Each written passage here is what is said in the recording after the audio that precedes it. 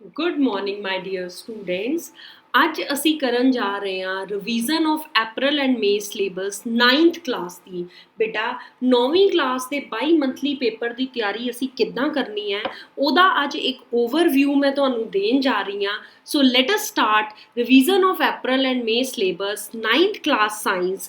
9ਵੀਂ science ਲਈ ਬਾਈ monthly paper ਦੀ ਤਿਆਰੀ ਕਿਵੇਂ ਕਰੀਏ। ਤੇ ਆਓ ਪਿਆਰੇ ਵਿਦਿਆਰਥੀਓ, ਸਭ ਤੋਂ ਪਹਿਲੇ ਐਜ਼ ਯੂਜੂਅਲ ਜਿੱਦਾਂ ਮੈਂ ਤੁਹਾਨੂੰ ਸਿਲੇਬਸ ਦੱਸਦੀ ਹਾਂ ਤੇ ਕੁੱਲ ਤੁਹਾਡੇ ਅਪ੍ਰੈਲ ਮਈ ਦੇ ਵਿੱਚ 5 ਪਾਠ ਹਨ। ਠੀਕ ਹੈ ਬੇਟਾ, 5 ਪਾਠ ਹਨ ਤੁਹਾਡੇ ਅਪ੍ਰੈਲ ਤੇ ਮਈ ਦੇ ਵਿੱਚ ਜਿਨ੍ਹਾਂ ਦੀ ਤੁਸੀਂ ਤਿਆਰੀ ਕਰਨੀ ਹੈ। ਔਰ ਆਓ ਕਿਹੜੇ ਕਿਹੜੇ ਪਾਠ ਹੈ ਜਾਣੀਏ। ਤੇ ਸਭ ਤੋਂ ਪਹਿਲੇ ਹੈ ਪਾਠ 8ਵਾਂ ਗਤੀ, 9ਵਾਂ ਹੈ ਬਲ ਅਤੇ ਗਤੀ ਦੇ ਨਿਯਮ। ਪਾਠ ਪਹਿਲਾ ਹੈ ਸਾਡੇ ਆਲੇ ਦੁਆਲੇ ਦੇ ਪਦਾਰਥ, ਦੂਜਾ ਹੈ ਕਿ ਸਾਡੇ ਆਲੇ ਦੁਆਲੇ ਦੇ ਪਦਾਰਥ ਸ਼ੁੱਧ ਹਨ ਅਤੇ ਪੰਜਵਾਂ ਪਾਠ ਹੈ ਕਿ ਜੀਵਨ ਦੀ ਮੁੱਢਲੀ ਇਕਾਈ। ਠੀਕ ਹੈ ਬੇਟਾ, ਇਹ 5 ਪਾਠ ਚੋਂ ਜਿਹੜਾ ਤੁਹਾਡਾ ਹੈ ਉਹ 22 ਮੰਥਲੀ ਦਾ ਪੇਪਰ ਆਣਾ ਹੈ ਜਿਹਦੀ ਅਸੀਂ ਤਿਆਰੀ ਕਰਨ ਜਾ ਰਹੇ ਹਾਂ, ਜਿਹਦਾ ਅਸੀਂ ਓਵਰਵਿਊ ਇੱਕ ਲਵਾਂਗੇ ਕਿ ਕਿੱਦਾਂ ਦੇ ਪ੍ਰਸ਼ਨ ਜਿਹੜੇ ਹੈ ਉਹ 9ਵੀਂ ਕਲਾਸ ਨੂੰ ਤਿਆਰ ਕਰਨੇ ਪੈਣਗੇ ਅਪ੍ਰੈਲ ਮਈ ਦੇ ਸਿਲੇਬਸ ਲਈ। ਤਾਂ ਬੇਟਾ ਆਓ ਪਹਿਲੇ ਤਾਂ ਪੇਪਰ ਦਾ ਪੈਟਰਨ ਸਮਝੀਏ। 9ਵੀਂ ਕਲਾਸ ਪੈਟਰਨ ਸਾਰੀਆਂ ਕਲਾਸਾਂ ਦਾ ਸੇਮ ਹੈ। 1 ਨੰਬਰ ਦੇ 8 ਪ੍ਰਸ਼ਨ ਆਣੇ ਹੈ, ਕੁੱਲ 8। 2 ਨੰਬਰ ਦੇ 3 ਪ੍ਰਸ਼ਨ ਆਣੇ ਹੈ, ਕੁੱਲ 6 ਨੰਬਰ ਦਾ ਪੇਪਰ ਆਣਾ ਹੈ। ਔਰ 2 ਨੰਬਰ ਦੇ ਜਿਹੜੇ 3 ਨੰਬਰ ਦੇ 2 ਪ੍ਰਸ਼ਨ ਆਣੇ ਹੈ ਯਾਨੀ 6 ਨੰਬਰ ਦਾ ਪੇਪਰ ਤੁਹਾਡਾ ਆ ਆਣਾ ਹੈ। ਕੁੱਲ ਪੇਪਰ 20 ਨੰਬਰ ਦਾ ਹੈ ਜੀ। ਪੇਪਰ ਕਰਕੇ ਤੁਸੀਂ 1.5 ਘੰਟੇ ਦੇ ਵਿੱਚ ਉਸ ਦੀ ਫੋਟੋ ਖਿੱਚਣੀ ਹੈ। ਬੇਟਾ ਆਨਲਾਈਨ ਪੇਪਰ ਜ਼ਰੂਰ ਆਣਾ ਹੈ ਪਰ ਪੇਪਰ ਸਬਜੈਕਟਿਵ ਹੋਣਾ ਹੈ। ਉਸ ਪੇਪਰ ਦੀ ਤੁਸੀਂ ਫੋਟੋ ਖਿੱਚ ਕੇ ਆਪਣੇ ਟੀਚਰ ਨੂੰ WhatsApp ਕਰਨੀ ਹੈ। ਸਭ ਤੋਂ ਵੱਡੀ ਤੇ ਇਹ ਕੁਐਰੀ ਹੈ ਜਿਹੜੀ ਬੱਚਿਆਂ ਨੂੰ ਨਹੀਂ ਪਤਾ ਲੱਗ ਰਹੀ ਕਿ ਮੈਡਮ ਪੇਪਰ ਸਬਮਿਟ ਕਰਨਾ ਹੈ। ਨਹੀਂ ਜੀ, ਪੇਪਰ ਦੀ ਤੁਸੀਂ ਫੋਟੋ ਖਿੱਚ ਕੇ ਆਪਣੇ ਟੀਚਰ ਨੂੰ WhatsApp ਤੇ ਭੇਜਣੀ ਹੈ। ਟੀਚਰ ਨੇ ਪੇਪਰ ਦੀ ਚੈਕਿੰਗ ਕਰਨੀ ਹੈ ਔਰ ਉਹ ਪੇਪਰ ਦੇ ਨੰਬਰ ਤੁਹਾਨੂੰ ਦੱਸੇ ਜਾਣਗੇ ਬਾਅਦ ਵਿੱਚ। ਠੀਕ ਹੈ ਬੇਟਾ, ਤੇ ਆਓ ਵਿਦਿਆਰਥੀਓ ਕਰਦੇ ਹਾਂ 9ਵੀਂ ਕਲਾਸ ਦੇ 22 ਮੰਥਲੀ ਦੀ ਇੱਕ ਤਿਆਰੀ ਕਿ ਕਿਸ ਤਰ੍ਹਾਂ ਦੇ ਪੇਪਰ 'ਚ ਪ੍ਰਸ਼ਨ ਆਉਣ ਦੀ ਆਸ ਹੈ। ਤਾਂ ਬੇਟਾ ਪਹਿਲਾ ਭਾਗ ਜਿਹੜਾ ਹੈ ਉਹ ਹੈ ਬਹੁ ਵਿਕਲਪੀ ਪ੍ਰਸ਼ਨ। ਬੇਟਾ ਇਸ ਵਿੱਚ ਤੁਹਾਨੂੰ ਕਈ ਤਰ੍ਹਾਂ ਦੇ ਪ੍ਰਸ਼ਨ ਆ ਸਕਦੇ ਹੈ ਪਰ ਜ਼ਿਆਦਾ ਜਿਹੜੇ ਪ੍ਰਸ਼ਨ ਆਉਣ ਦੇ ਚਾਂਸਿਸ ਉਹ ਇਹੀ ਹੈ ਕਿ ਇੱਕ ਪ੍ਰਸ਼ਨ ਤੁਹਾਨੂੰ ਦਿੱਤਾ ਹੋਏਗਾ ਔਰ ਉਹਦੇ 4 ਵਿਕਲਪ ਦਿੱਤੇ ਹੋਣਗੇ ਔਰ ਉਹ ਪ੍ਰਸ਼ਨ ਨੂੰ ਤੁਸੀਂ ਕੀ ਕਰਨਾ ਹੈ, ਉਹ ਪ੍ਰਸ਼ਨ ਨੂੰ ਤੁਸੀਂ ਸੋਲਵ ਕਰਨਾ ਹੈ। ਹੋਰ ਵੀ ਪ੍ਰਸ਼ਨ ਆ ਸਕਦੇ ਕਿ ਜਿੱਦਾਂ ਤੁਹਾਡੇ ਪਹਿਲੇ ਪਾਰਟ 'ਚ ਬੜਾ ਇੰਪੋਰਟੈਂਟ ਪ੍ਰਸ਼ਨ ਹੈ ਕਿ 300 ਕੈਲਵਿਨ ਜਾਂ ਜਿਹੜਾ ਤਾਪਮਾਨ ਹੈ ਇਸ ਨੂੰ ਤੁਸੀਂ ਸੈਲਸੀਅਸ 'ਚ ਬਦਲਣਾ ਹੈ। ਤਾਂ ਬੇਟਾ ਕੀ ਕਰਦੇ ਆ 300 ਕੈਲਵਿਨ ਨੂੰ ਸੈਲਸੀਅਸ 'ਚ ਬਦਲਣ ਲਈ ਕੀ ਕਰਦੇ ਹਨ।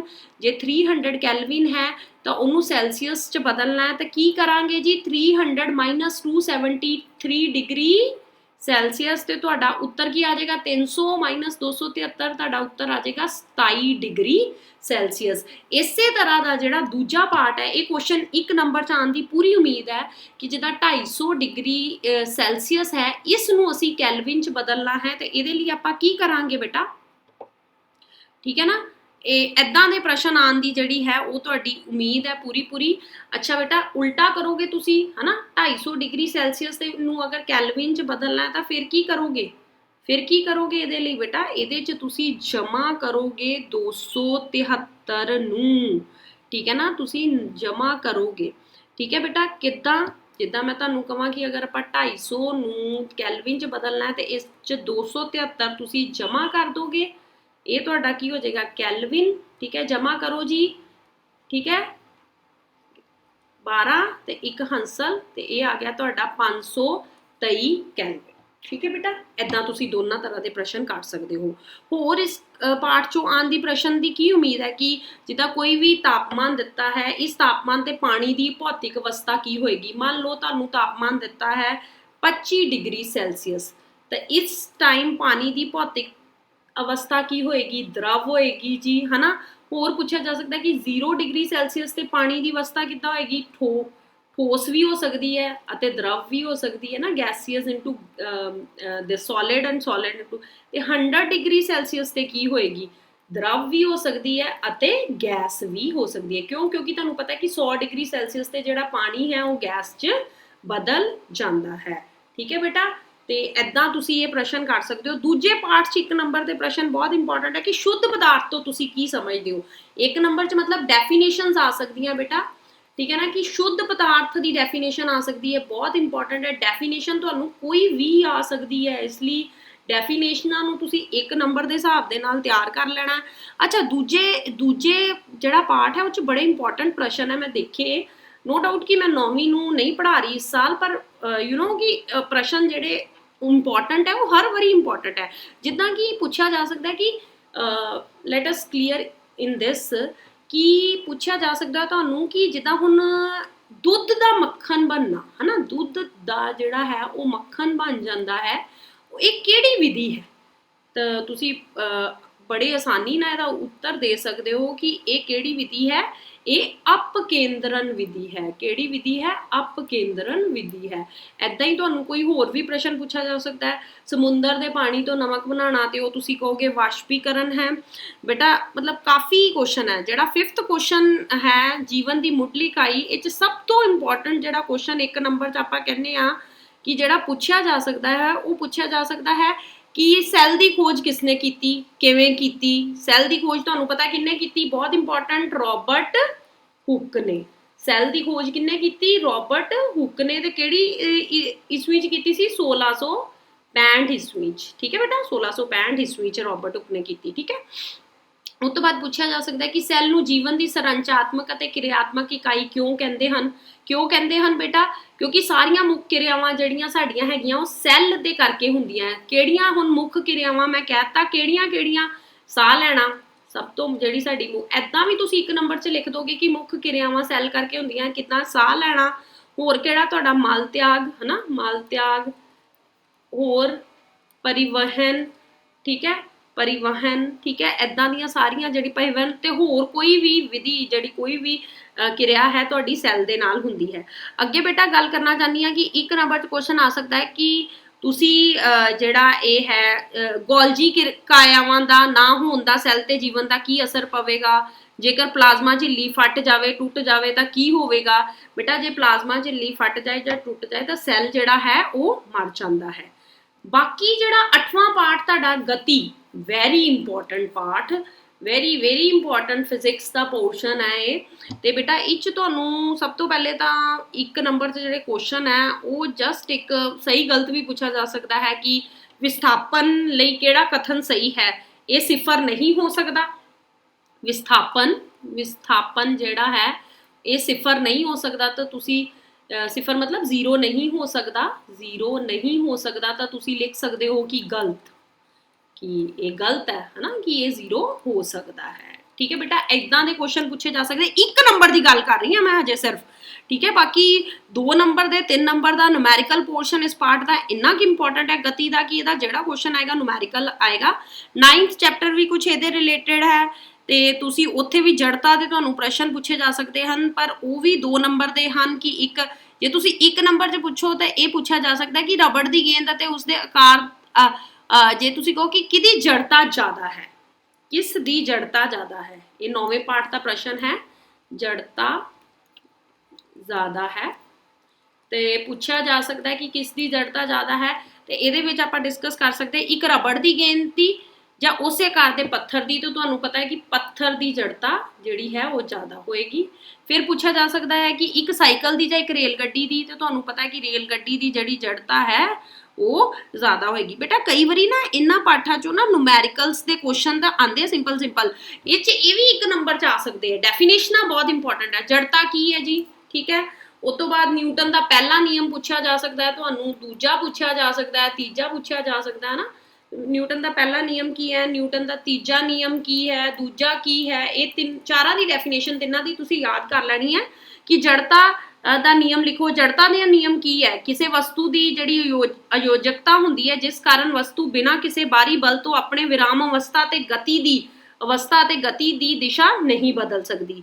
ਨਿਊਟਨ ਦਾ ਪਹਿਲਾ ਨਿਯਮ ਕੀ ਹੈ ਜੀ? ਨਿਊਟਨ ਦੇ ਪਹਿਲੇ ਗਤੀ ਨਿਯਮ ਅਨੁਸਾਰ ਕਿਸੇ ਵਸਤੂ ਦੀ ਵਿਰਾਮ ਅਵਸਥਾ ਗਤੀ ਦੀ ਅਵਸਥਾ ਅਤੇ ਗਤੀ ਦੀ ਦਿਸ਼ਾ ਬਿਨਾਂ ਕਿਸੇ ਬਾਹਰੀ ਬਲ ਤੋਂ ਆਪਣੇ ਆਪ ਨੂੰ ਨਹੀਂ ਬਦਲ ਸਕਦੇ ਆਪਾਂ। ਨਿਊਟਨ ਦਾ ਦੂਜਾ ਨਿਯਮ ਕੀ ਹੈ? ਕਿ ਨਿਊਟਨ ਦੇ ਦੂਜੇ ਗਤੀ ਨਿਯਮ ਅਨੁਸਾਰ ਕਿਸੇ ਵਸਤੂ ਦੇ ਸੰਵੇਗ ਦਾ ਪਰਿਵਰਤਨ ਦੀ ਦਰ ਉਸ ਤੇ ਲੱਗ ਰਹੇ ਬਾਹਰੀ ਬਲ ਦੇ ਸਿੱਧਾ ਅਨੁਪਾਤੀ ਹੁੰਦੀ ਹੈ। ਤੀਜਾ ਨਿਯਮ ਤਾਂ ਬਹੁਤ ਸੌਖਾ ਨਿਯਮ ਹੈ ਕਿ ਨਿਊਟਨ ਦੇ ਤੀਜੇ ਗਤੀ ਨਿਯਮ ਅਨੁਸਾਰ ਕਿਰਿਆ ਦੇ ਬਲ ਦੇ ਬਰਾਬਰ ਅਤੇ ਉਲਟ ਇੱਕ ਪ੍ਰਤੀਕਿਰਿਆ ਬਲ ਹੁੰਦਾ ਹੈ, ਕਿ ਜਿਹਨੂੰ ਆਪਾਂ ਕਹਿ ਦਿੰਦੇ ਕਿ every action has equal and opposite reaction. English 'ਚ ਆਪਾਂ ਤੀਜੇ ਨਿਯਮ ਨੂੰ ਇਹ ਕਹਿ ਦਿੰਦੇ ਆ। ਬੇਟਾ ਹੋਰ ਤੁਹਾਨੂੰ ਕੀ ਪੁੱਛਿਆ ਜਾ ਸਕਦਾ ਹੈ, ਹੋਰ ਤੁਹਾਨੂੰ ਇਸ ਪਾਰਟ 'ਚ ਪੁੱਛਿਆ ਜਾ ਸਕਦਾ ਹੈ ਸੰਵੇਗ ਦਾ ਸੁਰੱਖਿਅਨ ਨਿਯਮ। ਇਹ ਜਿਹੜੇ ਕੁਐਸਚਨ ਦੀ ਮੈਂ ਗੱਲ ਕਰ ਰਹੀ ਹਾਂ ਨਾ, ਇਹ 1 ਨੰਬਰ ਦੇ ਹਿਸਾਬ ਨਾਲ ਬਹੁਤ ਇੰਪੋਰਟੈਂਟ ਹੈ ਔਰ ਤੁਸੀਂ ਇਹ ਸਾਰੇ ਤਾਂ ਯਾਦ ਕਰਨੇ ਹੀ ਕਰਨੇ, ਠੀਕ ਹੈ। ਸੰਵੇਗ ਦਾ ਸੁਰੱਖਿਅਨ ਨਿਯਮ, ਠੀਕ ਹੈ। ਅੱਗੇ ਗੱਲ ਕਰਾਂਗੀ 2 ਨੰਬਰਾਂ ਦੇ ਕੁਐਸਚਨਸ ਦੀ। ਤਾਂ ਬੇਟਾ ਮੈਂ ਤੁਹਾਨੂੰ ਪਹਿਲੇ ਹੀ ਦੱਸਿਆ ਕਿ 2 ਨੰਬਰ ਦੇ ਕੁਐਸਚਨ ਤੁਹਾਨੂੰ ਕਿੰਨੇ ਆਣੇ ਆ, 2 ਨੰਬਰ ਦੇ ਕੁਐਸਚਨ ਆਣੇ ਤੁਹਾਨੂੰ 3। ਕਿੰਨੇ ਆਣੇ ਜੀ? 2 ਨੰਬਰ ਦੇ ਕੁਐਸਚਨ ਆਣੇ ਤੁਹਾਨੂੰ 3, ਠੀਕ ਹੈ ਜੀ। 2 ਨੰਬਰ ਦੇ ਕੁਐਸਚਨ ਆਣੇ ਤੁਹਾਨੂੰ 3 ਤੇ ਟੋਟਲ ਕੁਐਸਚਨ ਕਿੰਨੇ ਹੋ ਜਾਣੇ 6। ਬੇਟਾ ਇਹ 'ਚੋਂ ਤੁਹਾਨੂੰ ਜੇ ਮੈਂ ਪਹਿਲੇ ਚੈਪਟਰ ਦੀ ਗੱਲ ਕਰਾਂ ਤੇ ਉਹ 'ਚੋਂ ਜਿਹੜਾ ਕੁਐਸਚਨ ਇੰਪੋਰਟੈਂਟ ਹੈ 3 ਦੇ ਹਿਸਾਬ ਨਾਲ ਵੀ ਆ ਸਕਦਾ, 2 ਦੇ ਹਿਸਾਬ ਨਾਲ ਵੀ ਆ ਸਕਦਾ ਹੈ ਕਿ ਪਦਾਰਥ ਦੇ ਕਣਾਂ ਦੀਆਂ ਵਿਸ਼ੇਸ਼ਤਾਵਾਂ ਕੀ ਹਨ। ਕਿ ਆਪਾਂ ਕਹਿ ਤੇ ਦਿੱਤਾ ਪਦਾਰਥ ਦੇ ਕਣਾਂ ਦੀਆਂ ਕੀ ਵਿਸ਼ੇਸ਼ਤਾਵਾਂ ਹਨ, ਕਣਾਂ ਦੀਆਂ ਕੀ ਵਿਸ਼ੇਸ਼ਤਾਵਾਂ ਹਨ। ਤਾਂ ਮੈਂ ਇੱਥੇ ਤੁਹਾਨੂੰ ਆਨਸਰ ਜਸਟ ਇੱਕ ਬੋਲ ਕੇ ਦੱਸ ਰਹੀ ਹਾਂ, ਬਾਕੀ ਤੁਸੀਂ ਕਾਪੀ ਤੇ ਨੋਟਸ ਬਣਾਏ ਹੋਏ ਆ ਕਿ ਪਦਾਰਥ ਦੇ ਕਣ ਜਿਹੜੇ ਨਿਰੰਤਰ ਗਤੀਸ਼ੀਲ ਹੁੰਦੇ, ਇਹੀ ਗੱਲ ਆਪਾਂ ਕਹੀ ਨਾ ਕਿ ਆਲਵੇਜ਼ ਇਨ ਮੂਵਿੰਗ ਹੈ ਨਾ, ਗਤੀਸ਼ੀਲ ਹੁੰਦੇ ਆ। ਹੋਰ ਬੇਟਾ ਕੀ ਹੁੰਦਾ ਪਦਾਰਥ ਦੇ ਕਣਾਂ ਨੂੰ? ਪਦਾਰਥ ਦੇ ਕਣ ਕੀ ਹੁੰਦੇ ਹਨ? ਕਣਾਂ ਵਿੱਚ ਖਾਲੀ ਥਾਂ ਹੁੰਦੀ ਹੈ। ਪਦਾਰਥ ਦੇ ਕਣ ਇੱਕ ਦੂਜੇ ਨੂੰ ਆਕਰਸ਼ਿਤ ਕਰਦੇ ਹਨ, ਹੈ ਨਾ ਬੇਟਾ। ਖਾਲੀ ਥਾਂ ਆਕਰਸ਼ਿਤ ਕਰਦੇ ਹਨ, ਖਾਲੀ ਥਾਂ, ਠੀਕ ਹੈ। ਇਹ ਸਾਰੀਆਂ ਗੱਲਾਂ ਆਪਾਂ ਲਿਖ ਸਕਦੇ ਹਾਂ, ਠੀਕ ਹੈ ਬੇਟਾ। ਹੋਰ ਕਿੱਦਾਂ ਦੇ ਕੁਐਸਚਨ ਆਉਣ ਦੀ ਆਸ ਹੈ ਜਿਹੜਾ ਸੈਕਿੰਡ ਦੇ ਜਿਹੜੇ 2 ਨੰਬਰ ਦੇ ਪ੍ਰਸ਼ਨ ਹੈ?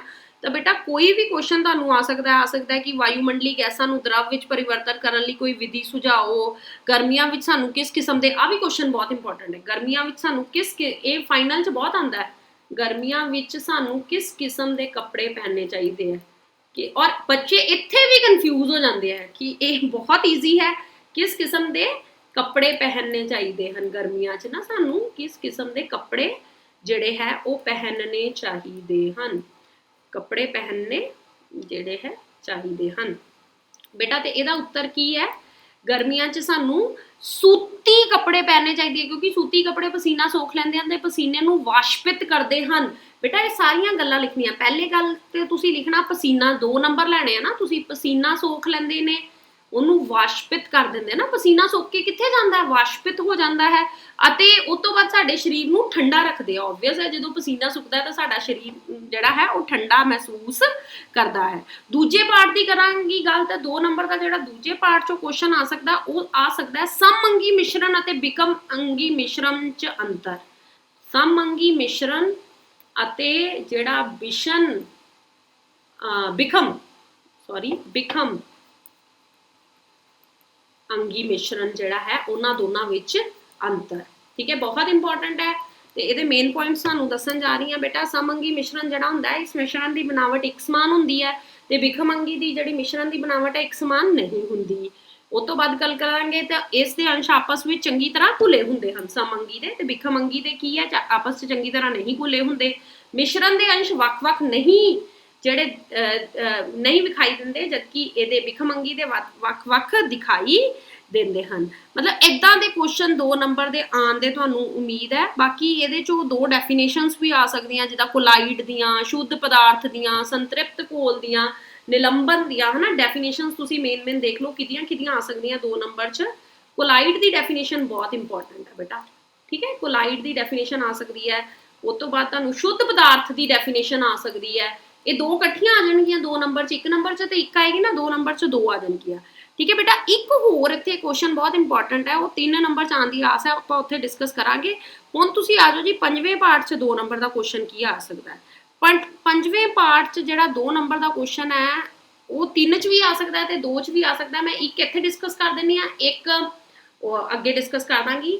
ਪੌਦਾ ਸੈੱਲ ਅਤੇ ਜੰਤੂ ਸੈੱਲ, ਇਹ ਕੁਐਸਚਨ ਜੀ ਪੇਪਰ 'ਚ ਆਉਣਾ ਹੀ ਆਉਣਾ, ਇਹ ਤੋਂ ਬਿਨਾਂ ਪੇਪਰ ਸੈੱਟ ਘੱਟ ਹੀ ਹੁੰਦਾ ਹੈ। ਹੁਣ ਇਹ ਦੇਖ ਲਓਗੇ ਕਿ ਜੇ ਤਾਂ 3 ਨੰਬਰ 'ਚ ਆ ਜਾਏਗਾ ਤਾਂ ਤੁਸੀਂ ਉਹਦੇ ਹਿਸਾਬ ਨਾਲ ਕਰਨਾ, ਤੇ ਜੇ 2 ਨੰਬਰ 'ਚ ਆ ਜਾਏਗਾ ਉਹਦੇ ਹਿਸਾਬ ਨਾਲ ਕਰਨਾ। ਮਤਲਬ ਤੁਸੀਂ ਇਹਦੇ 6 ਪੁਆਇੰਟ ਯਾਦ ਕਰ ਲੈਣੇ ਆ, ਠੀਕ ਹੈ। 2 ਨੰਬਰ 'ਚ ਆਇਆ ਤਾਂ ਤੁਸੀਂ 3 ਪੁਆਇੰਟ ਲਿਖ ਦਿਓ, 3 'ਚ ਆਇਆ ਤਾਂ ਤੁਸੀਂ 4 ਲਿਖ ਦਿਓ। ਸਿੰਪਲ ਜਿਹੇ ਪੁਆਇੰਟਸ ਯਾਦ ਕਰੋ। ਇਹ 'ਚ ਬੜੀ ਕਨਫਿਊਜ਼ਨ ਹੁੰਦੀ ਬੱਚਿਆਂ ਨੂੰ ਪੌਦਾ ਸੈੱਲ ਤੇ ਜੰਤੂ ਸੈੱਲ 'ਚ। ਆਕਾਰ, ਪੌਦਾ ਸੈੱਲ ਦਾ ਆਕਾਰ ਕੀ ਹੁੰਦਾ ਜੀ? ਆਇਤਕਾਰ, ਹੈ ਨਾ। ਸੌਖੇ ਸੌਖੇ ਬੇਟਾ ਇੱਕ ਇੱਕ ਵਰਡ ਦੇ ਪੁਆਇੰਟਸ ਯਾਦ ਕਰੋ।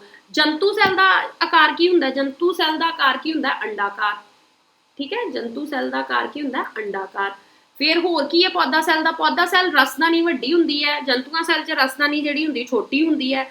ਅੱਛਾ, ਪੌਦਾ ਸੈੱਲ ਇਸ ਵਿੱਚ ਸੈੱਲ ਕੰਧ ਹੁੰਦੀ ਹੈ, ਜੰਤੂ ਸੈੱਲ 'ਚ ਸੈੱਲ ਕੰਧ ਨਹੀਂ ਹੁੰਦੀ।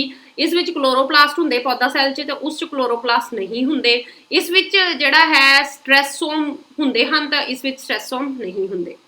ਅੱਛਾ, ਉਸ ਤੋਂ ਬਾਅਦ ਜਿਹੜਾ ਆਪਾਂ ਗੱਲ ਕਰਾਂਗੇ ਕਿ 8ਵੇਂ ਪਾਰਟ 'ਚ 2 ਨੰਬਰ ਦਾ ਕੁਐਸਚਨ ਕਿੱਦਾਂ ਆਏਗਾ। ਸਭ ਤੋਂ ਪਹਿਲੇ ਤਾਂ ਜੀ 8ਵੇਂ ਪਾਰਟ 'ਚ ਡਿਫਰੈਂਸ ਆਣਾ ਜੀ ਚਾਲ ਤੇ ਵੇਗ। ਹੁਣ ਮੈਨੂੰ ਨਹੀਂ ਪਤਾ ਜੀ 2 ਨੰਬਰ ਜਾਣਾ ਕਿ 3 ਨੰਬਰ ਜਾਣਾ, ਇਹ ਆਣਾ ਜ਼ਰੂਰ ਹੈ। ਠੀਕ ਹੈ, ਤੇ ਬਹੁਤ ਕੁਛ ਹੈ ਐਗਜ਼ਾਮੀਨਰ ਕੋ ਪਾਉਣ ਲਈ, ਪਰ ਸਗੋਂ ਮੈਂ ਤੁਹਾਨੂੰ ਇੱਕ ਗੱਲ ਦੱਸਾਂ, ਐਗਜ਼ਾਮੀਨਰ ਕੋ ਪਾਉਣ ਲਈ ਬਹੁਤ ਕੁਛ ਹੈ, ਤੁਹਾਡੇ ਕੋ ਪੜ੍ਹਨ ਲਈ ਬਹੁਤ ਕੁਛ ਹੈ। ਠੀਕ ਹੈ, ਇਸ ਲਈ ਇਹ 'ਚ ਨੂਮੈਰੀਕਲ ਪਾਰਟ ਬਹੁਤ ਇੰਪੋਰਟੈਂਟ ਹੈ। ਜੇ ਤਾਂ ਤੁਸੀਂ ਕਹਿੰਦੇ ਹੋ ਤਾਂ ਇੱਕ ਅੱਧਾ ਨੂਮੈਰੀਕਲ ਮੈਂ ਕਰਾ ਕੇ ਦਿਖਾ ਦਿੰਦੀ ਹਾਂ। ਸਿੰਪਲ ਜੀ ਗੱਲ ਹੈ, ਇੱਕ ਪ੍ਰਯੋਗ ਦੇ ਦੌਰਾਨ ਪੁਲਾੜ ਯਾਨ ਤੋਂ ਇੱਕ ਸਿਗਨਲ ਨੂੰ ਧਰਤੀ ਤੱਕ ਪਹੁੰਚਣ ਲਈ 5 ਮਿੰਟ ਦਾ ਸਮਾਂ ਲੱਗਾ। ਇਹ 8th ਲੈਸਨ ਦੇ ਮੈਂ ਨੂਮੈਰੀਕਲ ਤੁਹਾਡੇ ਨਾਲ ਡਿਸਕਸ ਕਰਨ ਜਾ ਰਹੀ ਹਾਂ ਜੀ। 5 ਮਿੰਟ ਦਾ ਸਮਾਂ ਲੱਗਾ ਜੀ ਇੱਕ ਪੁਲਾੜ ਯਾਨ ਤੋਂ ਜਿਹੜਾ ਸਿਗਨਲ ਹੈ ਧਰਤੀ ਤੇ ਆਉਣ ਦਾ। ਤੇ ਧਰਤੀ ਦੇ ਸਥਿਤ ਸਟੇਸ਼ਨ ਤੇ ਉਸ ਦਾ ਪੁਲਾੜ ਯਾਨ ਦੀ ਦੂਰੀ ਕਿੰਨੀ? ਦੂਰੀ ਉਹਨਾਂ ਨੇ ਪੁੱਛੀ ਜੀ ਕਿੰਨੀ ਹੈ। ਤੇ ਸਿਗਨਲ ਦੀ ਚਾਲ ਤੇ ਪ੍ਰਕਾਸ਼ ਦੀ ਚਾਲ ਇੱਕੋ ਦੇ ਦਿੱਤੀ ਜੀ। ਸਿਗਨਲ ਜਿਹੜਾ ਤੁਰਿਆ ਤੇ ਜਿਹੜਾ ਪ੍ਰਕਾਸ਼ ਤੁਰਿਆ, ਦੋਨਾਂ ਦੀ ਚਾਲ ਇੰਨੀ ਦੇ ਦਿੱਤੀ। ਕੀ ਕਰੋਗੇ ਹੁਣ ਇਹਦੇ ਲਈ? ਸਭ ਤੋਂ ਪਹਿਲੇ ਤਾਂ ਤੁਹਾਨੂੰ ਚਾਲ ਦਿੱਤੀ ਹੋਈ ਹੈ ਜੀ। ਚਾਲ ਤੁਹਾਨੂੰ ਦਿੱਤੀ ਜੀ 3 × 10⁸ ਮੀਟਰ ਪਰ ਸੈਕਿੰਡ।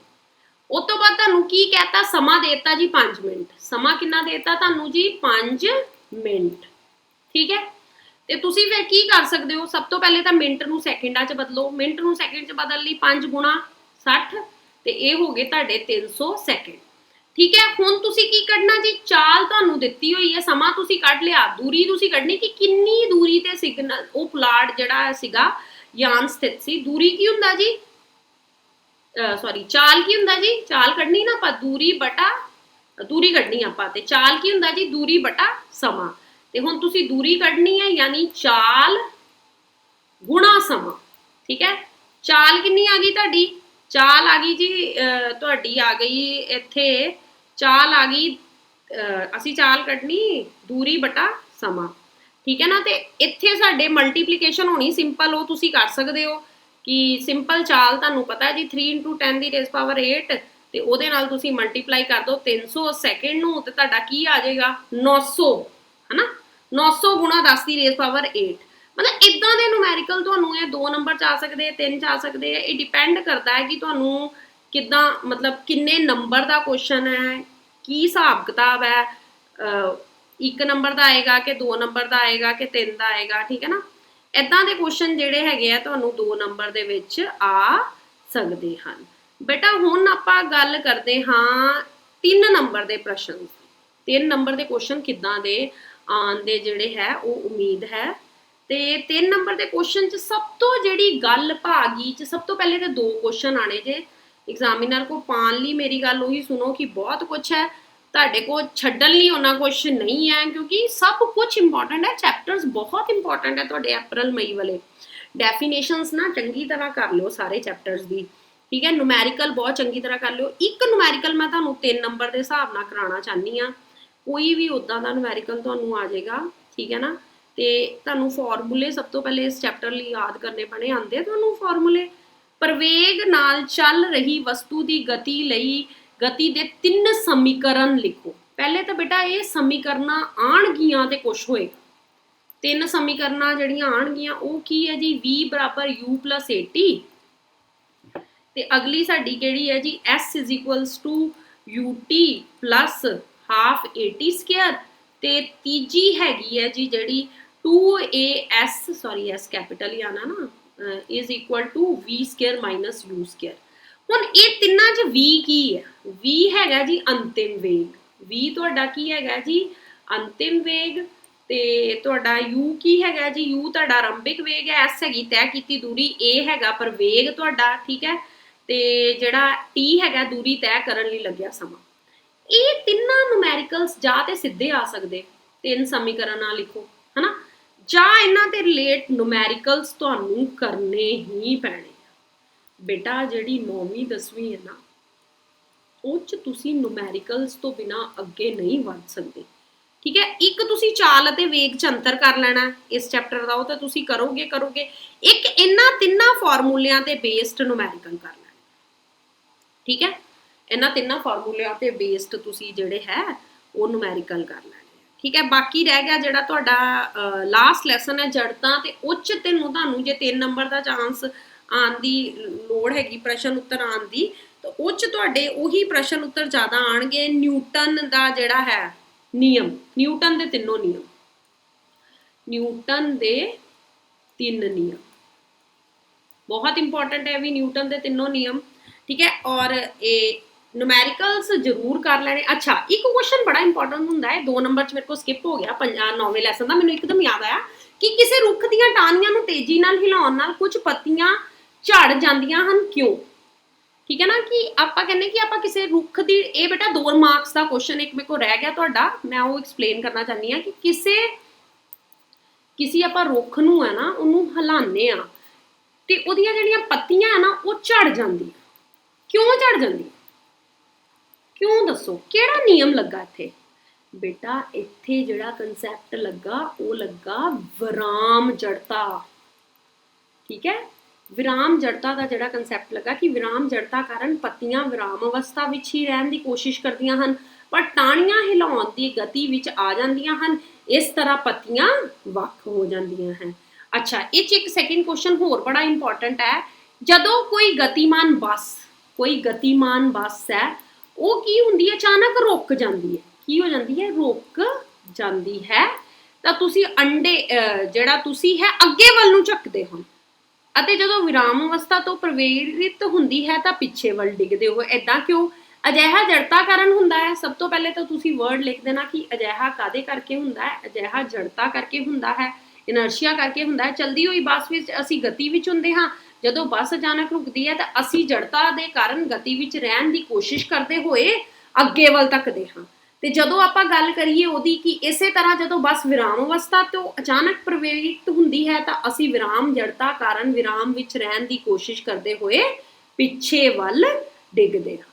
ठीक है बेटा, एक क्वेश्चन होर इहदा करांगी डिस्कस तुहाडे नाल कि एक अग बुझाउण वाले कर्मचारी नूं तेज गति नाल बहुत ज़्यादा मात्रा विच पानी सुट्टण वाली रबड़ दी नली नूं पकड़न विच मुश्किल क्यों आती है? स्पष्ट करदे समझाओ। ये बहुत इंपॉर्टेंट क्वेश्चन है 9वें लैसन दे बेटा।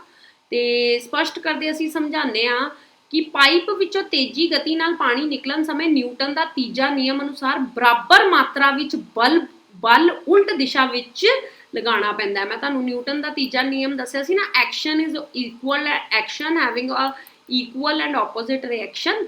तो इस करके तुहानूं कर्मचारी नूं जिहड़ी पाइप पकड़न विच है ना वो मुश्किल आंदी है। बाकी सिंपल नुमैरिकल भी हो सकते इस चैप्टर के। सिंपल नुमैरिकल किदां कि मान लो एक गड्डी का पुंज 500 kg है, पुंज मतलब मास, ठीक है ना, पुंज 500 kg दे दिता एक गड्डी का। गड्डी नूं 1.7 मीटर पर सैकेंड दे ऋणात्मक मतलब माइनस है ना प्रवेग दिता तुहाडा, प्रवेग यानी ए देता जी, ए तुहाडा देता -1.7 मीटर पर सैकेंड स्क्वायर। ठीक है, हुण आपां बल कढना, that is F is equal to MA। M की हो गया तुहाडा 1500 ते दैट इज -1.7।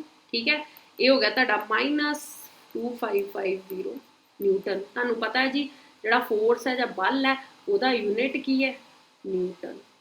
सो इदां 9th क्लास जिहड़ा तुहाडा बेटा, मैं एक तुहानूं दोबारा एक बारी एक गाइडलाइन देना चाहनी हाँ, जिहड़ा तुहाडा अप्रैल ते मई दा सिलेबस है ना, that is very you can say कि इंपॉर्टेंट सिलेबस, मतलब बहुत ही इंपॉर्टेंट लैसन है। 8वां लैसन गति इंपॉर्टेंट है, भौतिक विज्ञान तो बहुत इंपॉर्टेंट है, 9वां बल ते गति है, और बिना नुमैरिकल्स तो तुहाडी गति नहीं हो सकती। करने ही पैणगे, इन्हों करना ही पेगा। फॉर्मूले याद करो, नुमैरिकल्स करो। हजे बिना पहला दूजा 5वें लैसन तो तुहाडी गति हो जाएगी, बट बिना नुमैरिकल्स तो नहीं हो सकती। होप करदी हाँ कि तुहानूं मेरी revision of April and may syllabus बहुत वधिया तरह समझ आई होएगी। कोशिश करांगी कि तुहाडे नाल इदां ही बनी रवां। 9वीं क्लास अज 8th है, मैनूं लगता 8 डेट है if I am not wrong. 18 तो तुहाडे पेपर शुरू है बेटा, सो 10 दिन हैगे है, जी जान लगा दो and give us good result. Till then goodbye, take